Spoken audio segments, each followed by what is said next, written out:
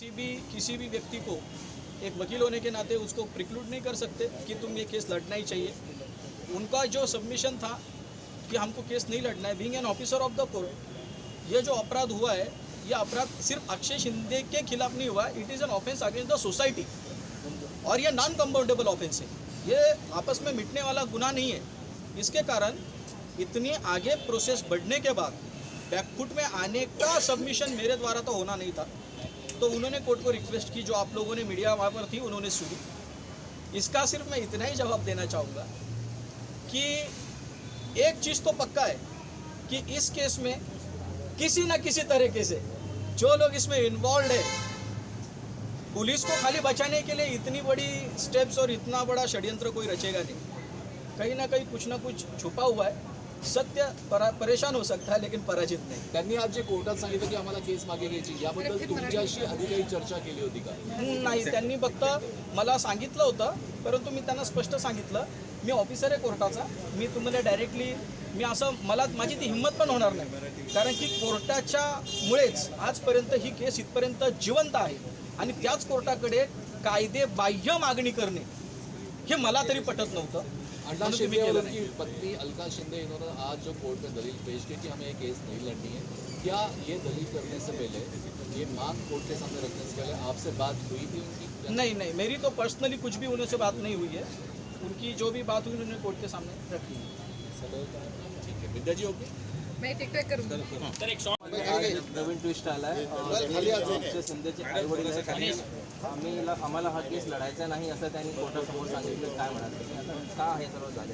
एक लक्षात घ्या, कोर्ट के ज्या वेळेस आपण थोडंसं एक स्टेप पुढे येतो, ज्या वेळेस आपल्याकडे काही गोष्टी पॉझिटिव्हली व्हायला येतात, जसं काय ज्युडिशियल मॅजिस्ट्रेट साहेबांचा रिपोर्ट आला ज्याच्यामध्ये 5 पोलीस अधिकाऱ्यांना अक्षयच्या मृत्यूत जबाबदार धरले आणि त्याच्यानंतर ज्या घडामोडी होत आहेत, ज्या आपण पाहत आहेत, याच्यामुळे एक गोष्ट तर निश्चित आहे की काही ना काही करून हे प्रकरण कसं थांबलं जाईल, कसं पचवलं जाईल, कसं संबंधित व्यक्तींना वाचवलं जाईल, याच्यासाठी कडाडून प्रयत्न काही लोकांकडून केला जातोय।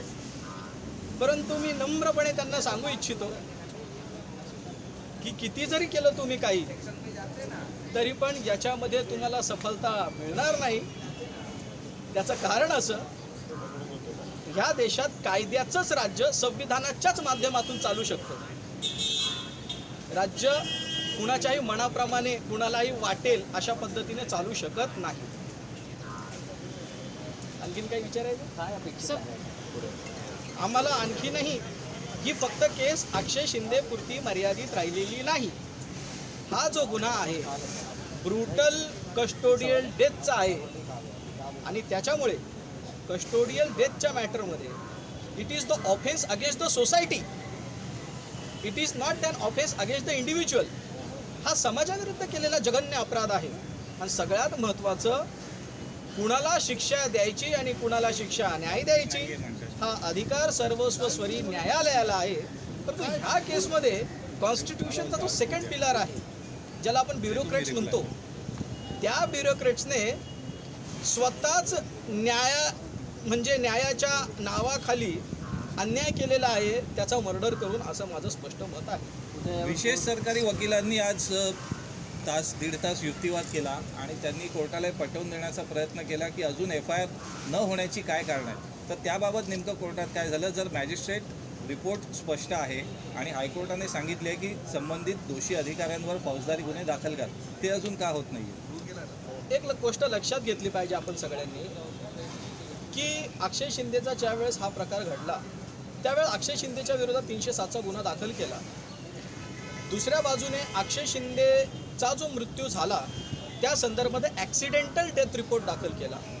ह्या दोघांचीही चौकशी, एकाची ॲक्सिडेंटल डेथ इन्क्वायरीची चौकशी होईल आणि अक्षय शिंदेच्या विरोधामध्ये जो FIR त्याचा तपास होईल। या दोघांचेही इन्क्वायरी आणि तपास आपल्या CIDकडे होता।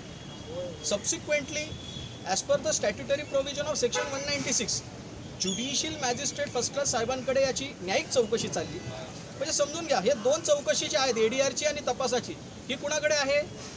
या दोन्ही चौकशा तपास ह्या आहेत पोलिसांकडे. म्हणजे हे काय दुसऱ्याच पिलरकडे, आणि तिसरा जो होता तो थर्ड पिलरकडे होता, न्यायिक चौकशी. त्याच्यामध्ये ज्यावेळेस फाइंडिंग येते त्यावेळेस FIR दाखल करावी लागते, कारण की तो जो तपासाचं ते सांगत होते त्या तपासाचं कन्क्लुजन अक्षय शिंदे मयत झालाय. त्याचं चार्जशीट होऊ शकतं का? त्याची ट्रायल होऊ शकते का? तर अजिबात नाही.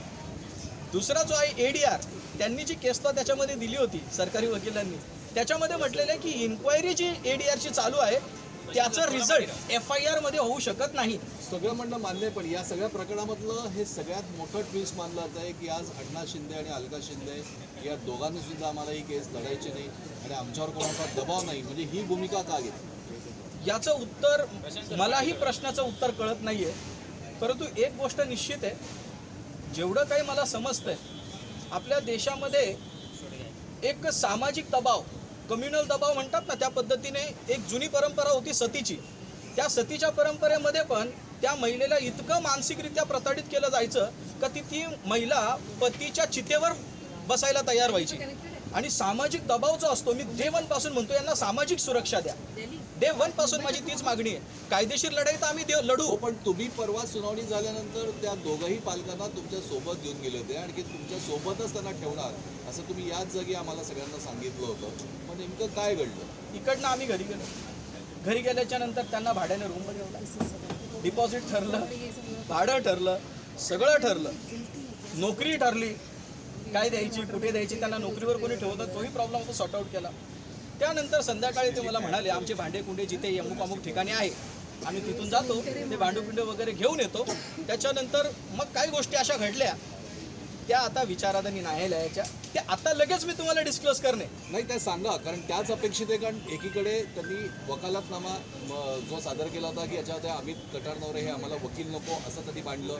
नंतर या 2 दिवसाच्या चक्करमध्ये ते कोणत्या तरी पोलीस ठाण्यात सुद्धा साऊथ मुंबईतल्या गेले होते तक्रार अर्ज द्यायला, अशीही माहिती समजते आहे. मग काय नेमक्या घडामोडी घडल्या? की मला आता त्यांना केसच लढवायची नाही असं ते म्हणतात. मला तुमच्याकडून ही माहिती मिळते की ते साऊथ मुंबईमध्ये कुठल्या तरी पोलीस स्टेशनमध्ये गेले हा होते. बाप्पा बोला ना. मला त्याच्याबद्दलचं काहीही माहीत नाही. हो, पण मग वकालतनामा म्हणजे तुम्हाला वकील म्हणून ते नको असं त्यांनी कोर्टात केलेलं आहे की मागणी, तो अर्जही तुम्ही दाखवला आणि नंतर आज अचानक त्यांनी ही हो, भूमिका लगेच घेतली. मी काय करतो नेमकं ते म्हणजे बात पाणी बात कुठे बात मुरतंय, काय पडद्याआड घडलं असं तुमचं म्हणणं आहे? तुम्ही समजून घ्या, याच्यामध्ये हो, हे प्रश्न जे आहेत ना, हे जोपर्यंत मी पुराव्यानिशी कोर्टासमोर मांडत नाही तो मॅटर आताच मी करणं ते न्यायोचित ठरणार नाही. माझी अडचण थोडी समजून घ्या. उद्या हे मॅटर ठेवलंय हिअरिंगसाठी, एकदा का ती हिअरिंग होऊन जाऊ द्या, त्याच्यानंतर सगळ्या गोष्टी बाहेर येतील. बहुतेक न्यायमूर्तींनी दोघांना परत चेंबरमध्ये आता बोलवलंय चर्चेसाठी असंही समजलं. मला त्यातलं काही माहीत नाही, मी तिकडे नाही आहे आणि मला आता दुसऱ्या हिअरिंगला जायचं आहे. धन्यवाद सर. हिंदी कोणाला पाहिजे? सर हिंदी मध्ये हिंदी में बता दीजिए. आज अक्षय शिंदे के माता पिता ने मना कर दिया कि केस आगे नहीं लड़ना है, क्या कारण रहा और क्या कहेंगे? देखिए, किसको केस लड़ना है किसको नहीं लड़ना है